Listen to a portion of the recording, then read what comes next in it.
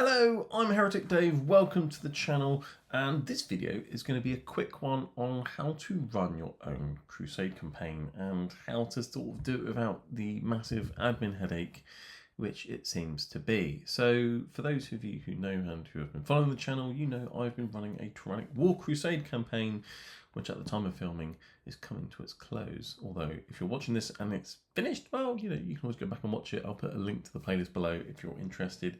But there's been lots of questions throughout the course of the campaign where people have been asking questions, you know, how do you do this for the campaign, or what do you do, and how do you do the admin side of it, and things like that. And there's been lots of people getting inspired to do their own campaign, which is fantastic. It's brilliant.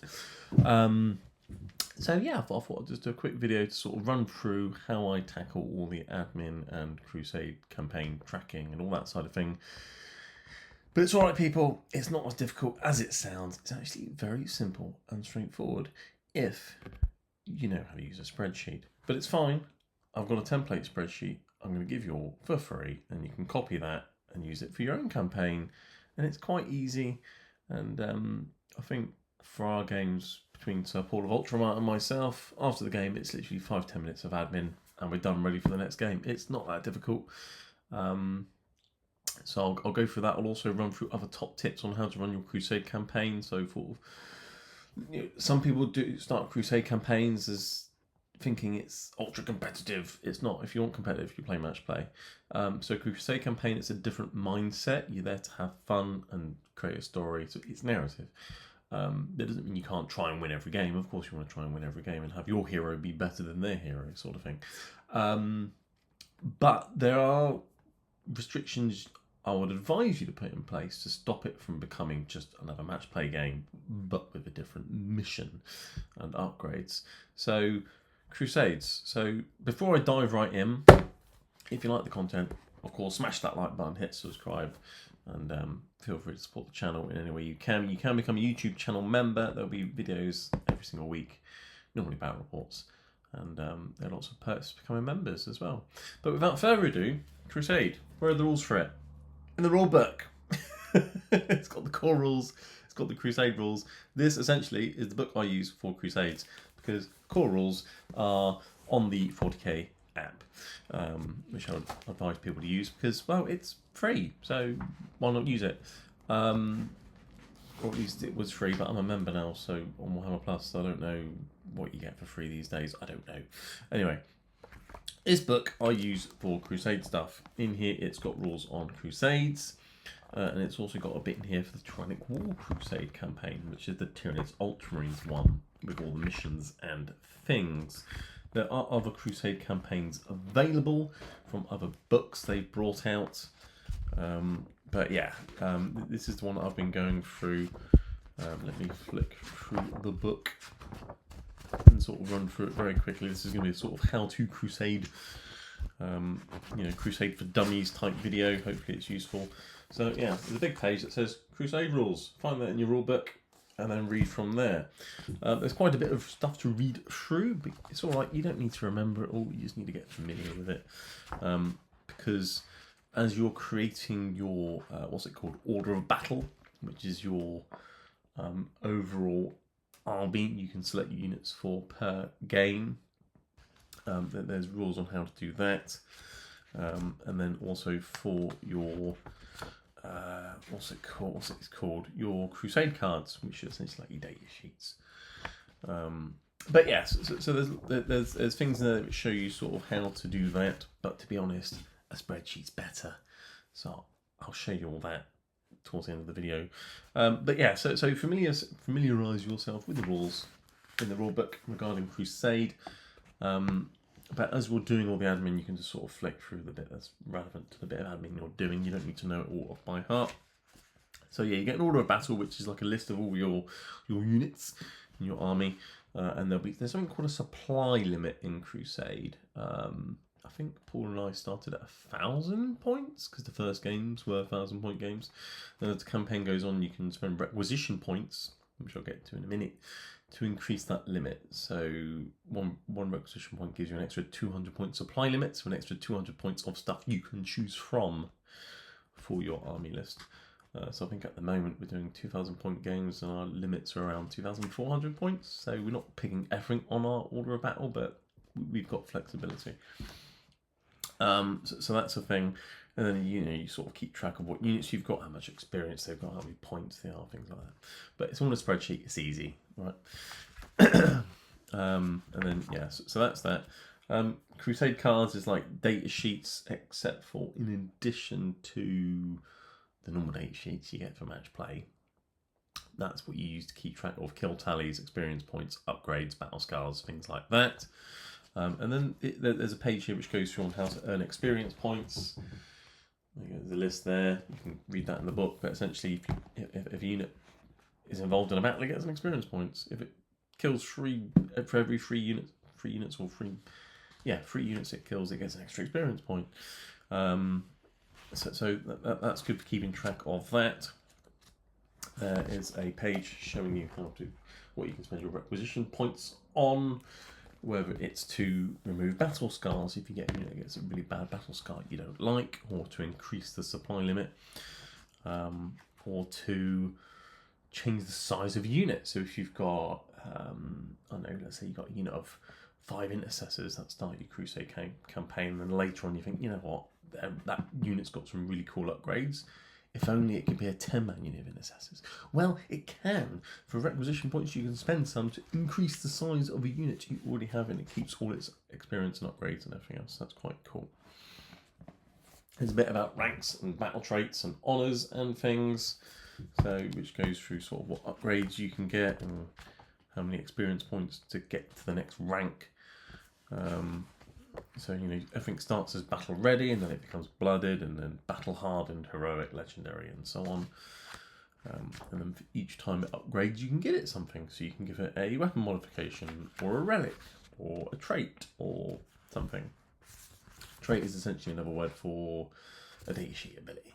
Right, you can give a unit scouts, or you can give it +1 to advance and charge, or whatever it might like to be. If for every unit that dies in a battle, you roll battle scars. For every unit that dies at the end of the game, you roll a d6. If you roll a 1, then you see what battle scar it gets. If you don't roll a 1, it doesn't get battle scar. Fantastic. And you can spend requisition points to remove battle scars, which Paul and myself have been doing quite a lot when we've been getting battle scars, because, well, we don't really want things getting battle scars. And then there's a bit about mustering a Crusade army. It's quite similar to match play. And then that's it. And then you start looking into the missions.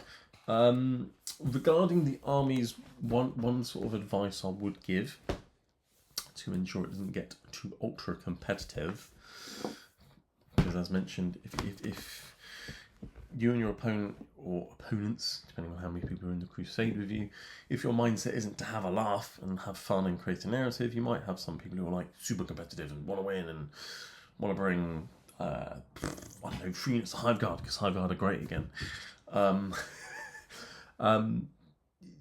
There are some restrictions I would advise on having in the campaign. 1, don't allow any epic heroes, none whatsoever.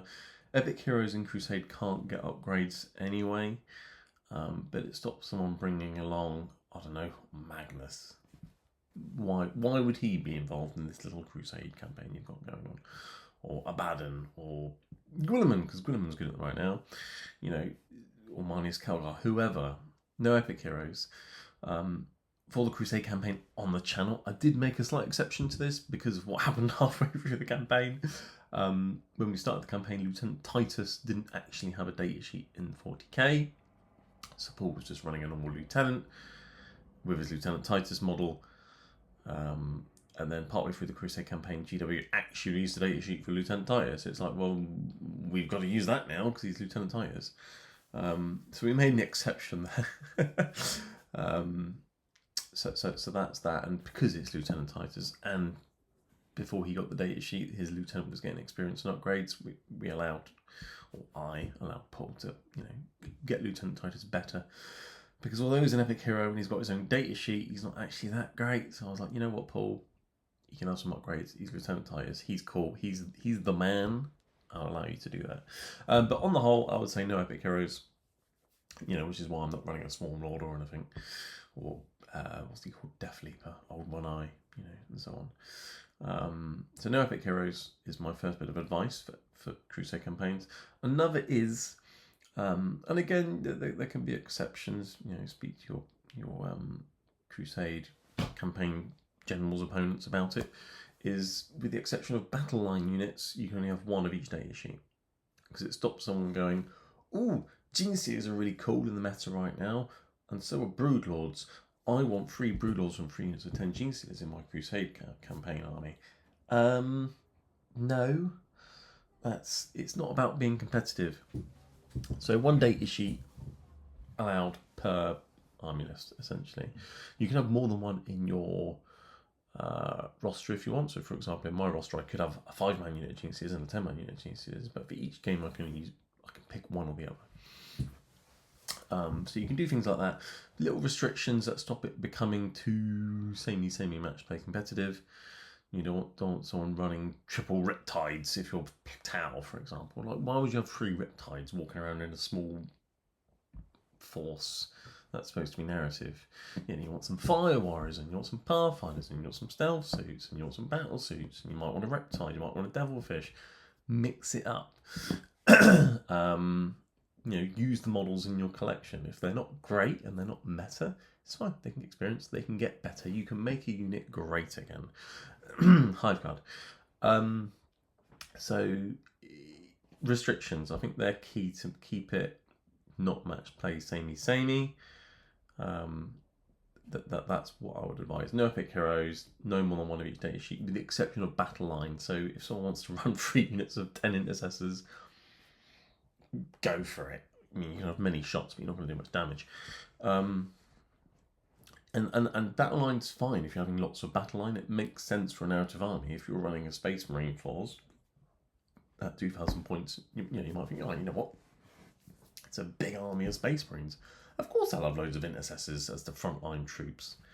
Makes absolutely fine narrative sense. If it's Tyranids, you might think, 100 Termagants. Makes perfect sense. Why would a Tyranid army not have 100 Termagants or 100 Hormagants or whatever? It's not breaking the game by bringing meta choices. And even if Hormagants and Termagants are really good for some reason at the moment, maybe they're really cheap in points or whatever, it's still narrative to have a massive swarm of Tyranids running towards you. Whereas having, facing an army of Tyranids that's all zone tropes is like, no, that's a bit gamey, no. Restrictions. I think you need to put restrictions in place to stop it becoming too match play-esque. If you want to have 3 of every amazing data sheet in your codex or index, play match play. This is about narrative, having fun, leveling things up, making units good, not just bringing 3 of the best units and going, I'm going to smash my opponent every game. Ha ha ha ha ha. It's not that. Although if you do win every game, good for you. So that's some things I would advise for the campaign in terms of restrictions. In addition, there are also some upgrades that can only apply to characters and stuff like that. But again, if it makes sense for the campaign and the narrative, then you can do it. So, for example, the Crusade rules in here are more like guidelines than actual rules. To quote from Pirates of the Caribbean. So I think Paul had a Ballistus Dreadnought who I just couldn't kill for the first couple of games, and then he got upgraded, and we gave him Mastercrafted armor. It's like, it makes narrative sense. He's an unkillable Dreadnought. And then we found out it's a relic he should only be given to characters, and we were like, it's fine. So unkillable Dreadnought, it's fine. And let's be honest, the guy inside the Dreadnought's probably really old, and maybe he was a character at some point. He's an ancient, so yeah, you can have a relic. That's fine. There are exceptions you can make. Just discuss them with your opponent. Anyway, for the Tronic Crusade, Tronic War is a section at the end of the Crusade Rules which goes through specific things for this specific campaign. They're mostly based around Tyranids and Space Marines, but you can apply it if you're doing, I don't know, Necrons versus Tau or whatever. Why robots would want to kill fish, I don't know. Maybe it's because, water makes Necrons rust. So there are specific battle traits for this campaign, and specific relics and things, and upgrades and stuff specific for this campaign, which you can use. So Paul and myself are using just the upgrades from this book. We both got Codex Space Marines and Codex Tyranids, so we could use upgrades and relics and traits from our codexes, but we're saying, no, we're doing the Tronic War, we're just going to use just what's in this book in the Tronic War section. But there's nothing stopping you from running your own campaign and saying, you know what, we'll just pick the stuff from our codex for our upgrades, and then we'll just make up our own missions. It's absolutely fine if you want to do that. You know, just agree on what you're allowed to use before the campaign starts. So if one of you's got a codex when you start and the other one's got an index, you think, well, that's a bit unfair if we're using the upgrades from codexes, because I haven't got one yet. I've only got an index. So can we just use the ones in the rulebook instead? Yeah. So that's something worth discussing. Where do you get your traits and your upgrades from? Are you going to use just the ones in the rulebook, or are you going to use the ones in your codexes? Are you going to use both? You pick a mix. Do what you like. Just agree on it beforehand. In here, there's a bit about sort of campaign length on how to run the campaign, how many games you play, how many games in each part of the Crusade campaign.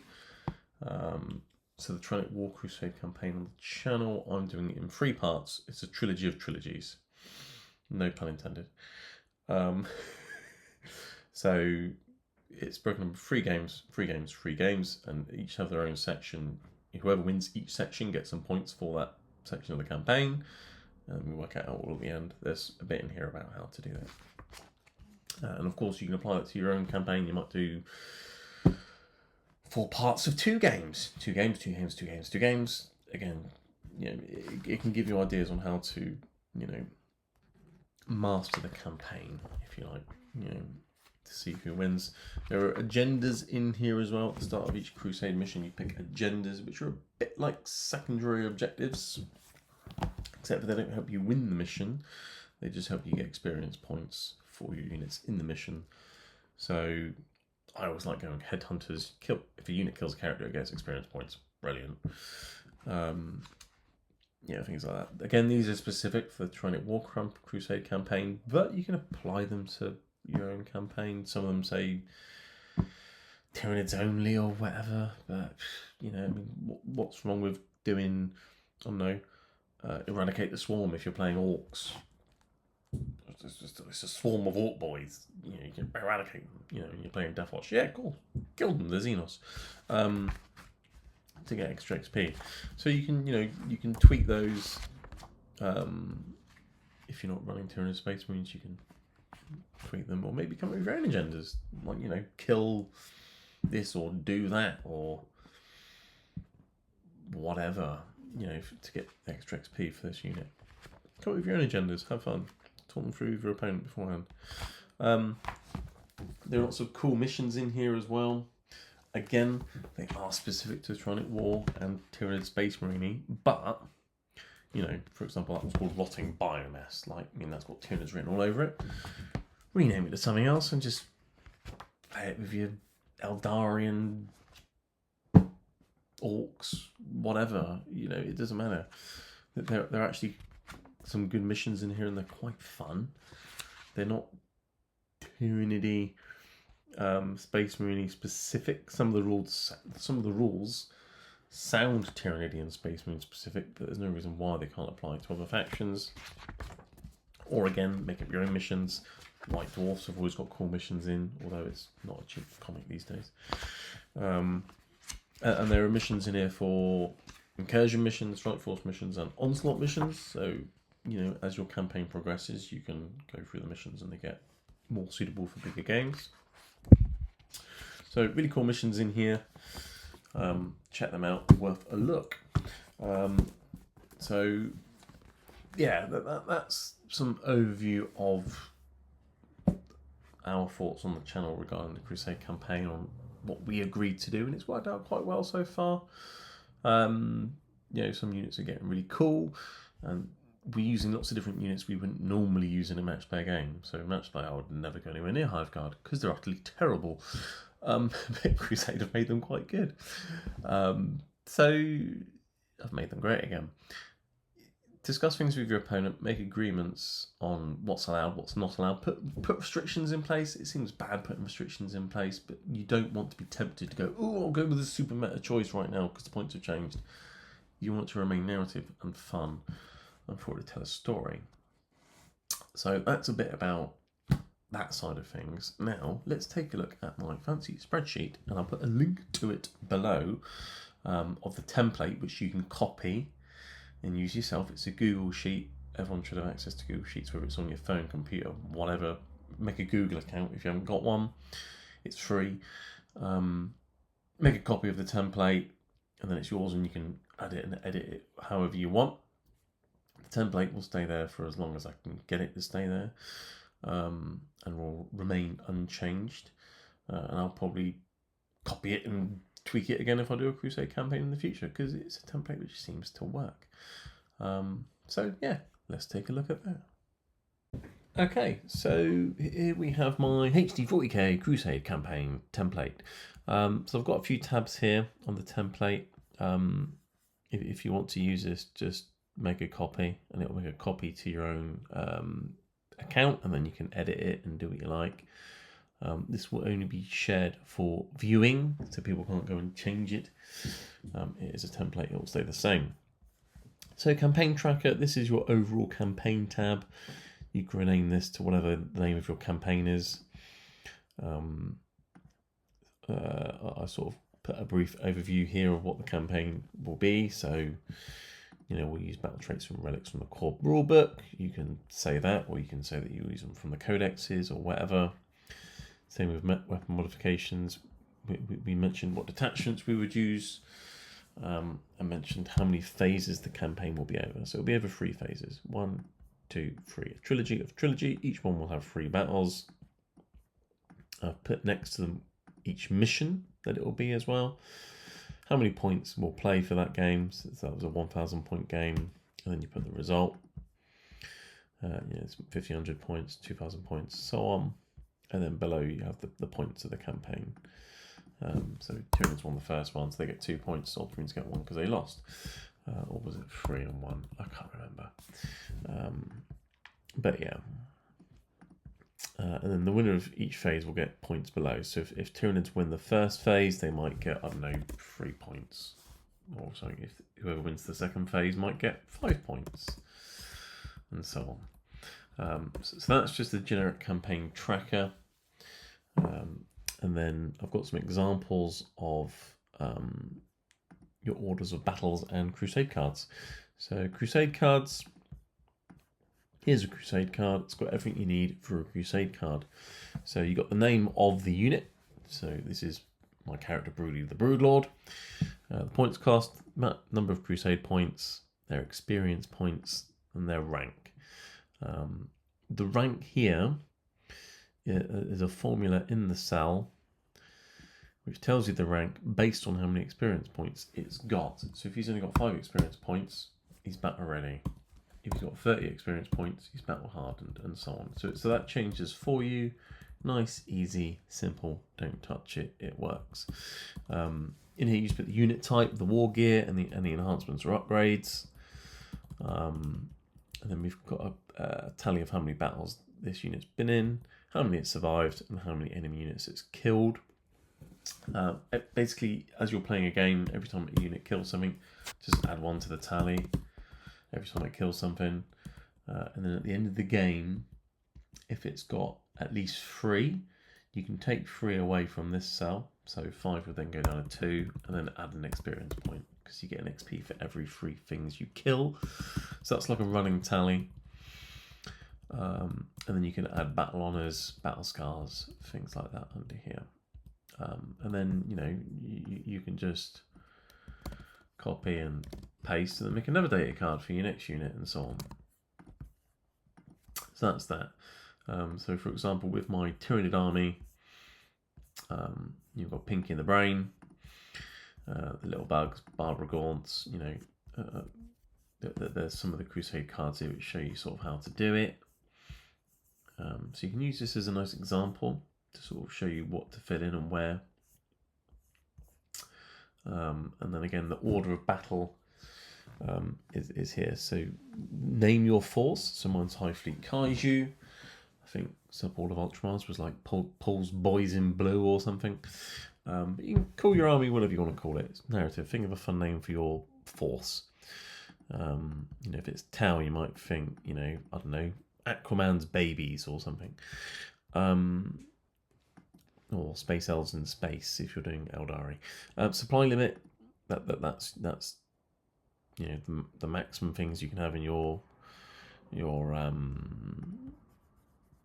what's this called? Order of battle. Supply used, that's how many you've used. There's a formula in there which will just add up whatever you've got here down to row 41, but have it up to 100. So if you've got no matter how many things you stick in your order of battle, it will work that out for you. Put the unit names. Now these will be the same as on the Crusade cards, so you can keep track of things, how many points they cost, and their Crusade points, which is based on their experience. So he's on the 2nd rank or 3rd rank because he's gone up, but he's gone up 2 ranks, so he's got 2 Crusade points. Battle tally, victories. How many requisition points? At the end of each game you get a requisition point, and there are other ways of getting more requisition points and then spending the requisition points and so on. So it's good to just have a little tracker of your requisition points. And yeah, it's really simple. So if you want to add stuff to here, create a little Crusade card for it, put in all the details.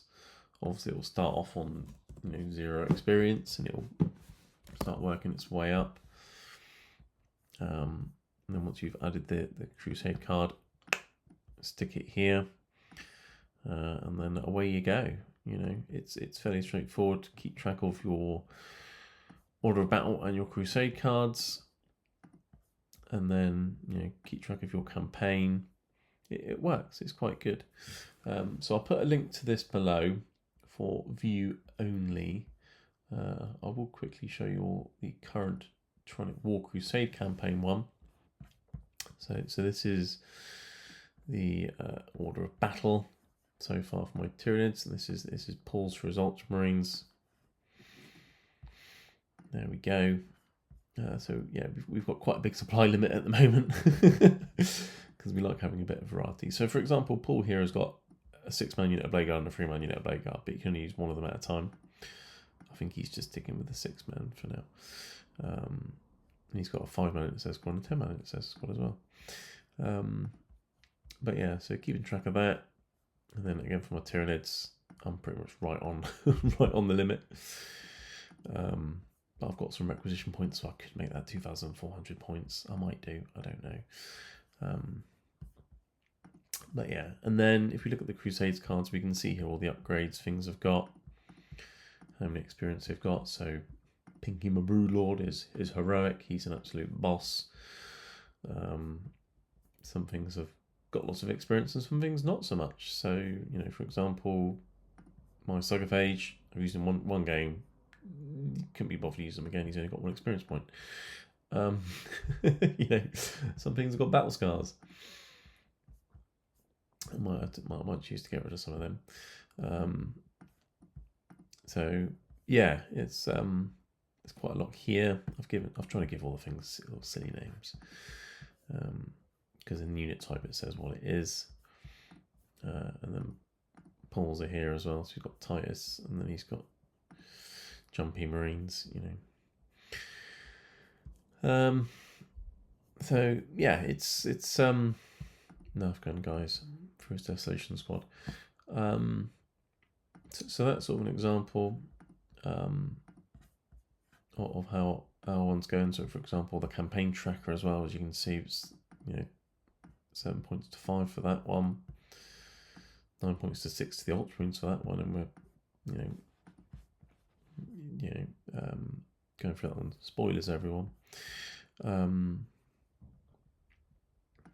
Yeah. And then you put strategic points. So Tyrannid's got a strategic point for winning that one. Ultramarines got 2 strategic points for winning that one. So Ultramarines are winning. But I think phase 3 gets 3 strategic points for winning that one. So either Ultramarines are going to run away with it, or Tyranids will get a narrow victory. So we'll have to see what happens. But yeah, it's a good template. Use it if you want to use it. If you want to make your own and tweak it a bit, feel free. But yeah, let me know how you get on. Let me know what you think of my thoughts and my restrictions and my advice. If you've got any of your own advice, feel free to comment below and let me know what you think. Have you run your own Crusade campaign and figured out better ways of doing things? If so, please let me know, and I might start using them myself. But yeah, hopefully this has been useful to everybody to sort of get some tips on what to do for your Crusade and how to do the admin side, because I know lots of people look at it and go, oh, it's so much admin, keep track of all these things. But with a spreadsheet, it's really quite quick and simple. So yeah, give it a go. Maybe you find someone who's going to commit to playing at least, 5 games with you for a campaign and see how it goes. If you play 1 or 2 games, you're never really going to level up and you're going to find it a bit pointless. But once you get a few games under your belt and things start getting better and start becoming quite cool, yeah, it can be really enjoyable. You've got to be in it for the long haul. It is a campaign. It isn't a marathon, not a sprint. If you want a 40k game, that's a sprint. Play a match, play a game. But yeah, again, hopefully this has been helpful to everybody. And yeah, comment below with your thoughts. And yeah, thanks for watching. And I'll see you in the next one.